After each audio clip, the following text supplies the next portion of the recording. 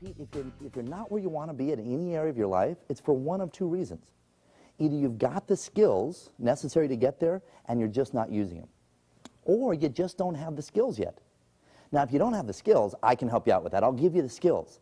But you know what? The number one reason in years of working with people that I've found that people don't do well, the number one reason for it is not that they don't have the skills. The number one reason is that they've got skills they're not using, and it's almost always because of an inability to manage their own mental or emotional state. I mean, we all know that's important, don't we? I asked you in the introduction, and I'll repeat it here, scale of 1 to 10. 1 being dead in terms of your energy, 10 being the best you can be. What level do you have to be at if you're really going to get the most out of yourself? I mean, let's face it, your mental and emotional state will affect how you feel. You see, for years, people have known that how you feel does affect what you do. For instance, you tell me, I asked you this before, but on a scale of 1 to 10, 1 being dead, 10 being the best you can be, what level of energy do you have to have when you're in front of a client if you're going to be successful? 10, of course. Everyone always says 10. But you know what? As I told you before also, every sales office I go into, I ask people that, they tell me a 10, but then I watch them in action, and most of them are not at a level 10. And they know it. They tell me they're not. Right? I say, well, where are you at right now? Oh, I'm about a 3 or 4. Right? Where do you need to be? Well, I should be at a 10, but they're not doing anything to change it. At first, this used to frustrate me to no end, but then I realized that just like me years ago, most people don't know how to change their state. It's so easy to change the level of energy in your body, and yet most of us were never taught. What we were taught were a bunch of things that have become cliche, unfortunately. For instance, have you ever felt kind of down and out, and somebody came up and said, well, just think positive? Did it help? Most of the time when it happened to me, I just wanted to smack somebody. But you know what? Too many people have been told to have a great attitude, but they haven't been told how. And yet we all know a great attitude is a major part of being able to influence people. In fact, influence, according to the best in the world, is not about explaining logical facts and features of something. It's a very emotional process. It's really about creating energy about something. And you can't possibly do that unless you have the energy yourself. To illustrate this, let me show you a diagram, my feeble attempt at art, if you will. If this is a face, the actions that this person takes on the outside is what we're trying to influence. Whether this be us or whether this be a client that we're working with, the actions are what are ultimately going to create the results, and we're trying to get the actions in line with what is going to be effective. It turns out that most people try and influence actions by telling others what they should or shouldn't do. Right? We always say, well, I should do this, or I should do that. Or we tell clients, gosh, you should really be doing this. And yet, you know what's fascinating? What people should do does not affect how they act. What does affect how they act is the internal emotional state that they feel. For instance, have you ever been down or depressed, and you took actions that were indicative of that emotional state? In other words, have you ever done something that, while you were in a lousy state, that you wouldn't normally do? Or have you ever said to yourself, gosh, I knew better than that? Have you ever snapped at somebody and it had nothing to do with them? It was just about the state that you were in? Or worse, have you ever been in a down state and you neglected doing something that you knew you should be doing? A lousy state can and will cost you. On the other hand, have you ever been on a roll where you're up, you're full of energy, on a scale of 1 to 10, you're at a 10, right? You're on fire in a peak state, whatever you want to call it, and while you're in one of those states, have you ever done something that was so amazing it even shocked you, right? Where you backed up, you thought, wow, that's pretty impressive. In fact, somebody else came up and said, well, who did that? And you said, well, I did, of course, right? That's the kind of state that we want to put ourselves in as often as possible. What you can do is awesome and wonderful. What we oftentimes do is somewhat disappointing, and it has little to do with how much we know. It has everything to do with what state we're in when we take action.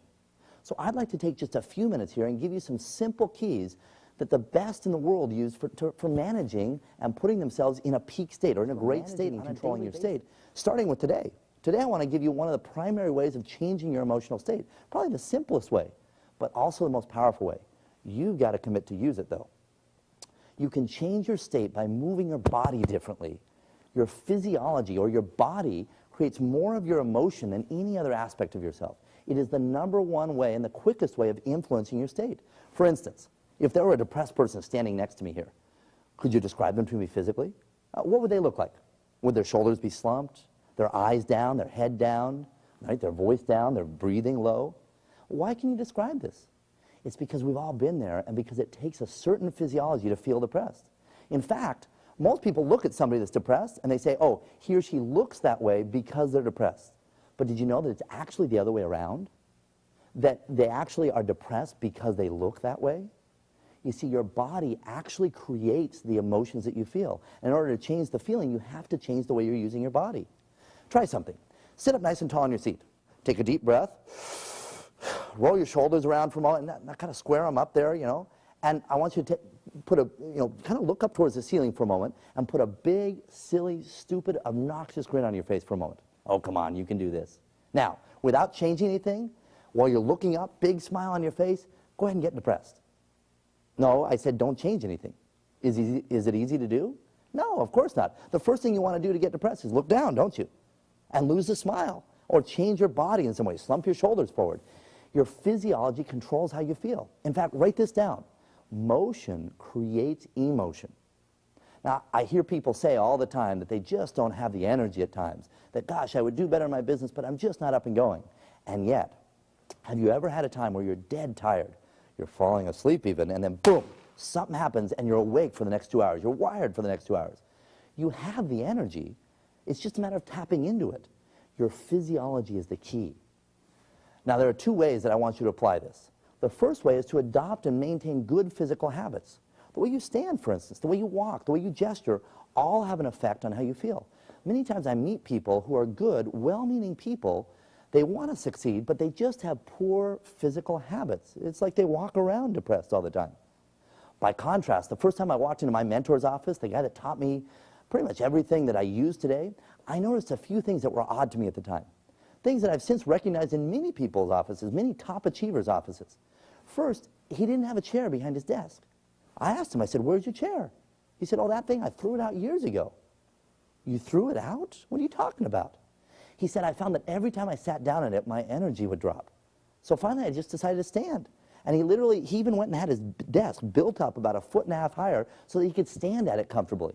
He got himself a headset, right? And now he walks and he talks and he gestures, he uses his headset, and he's just literally all day long using his body to create energy.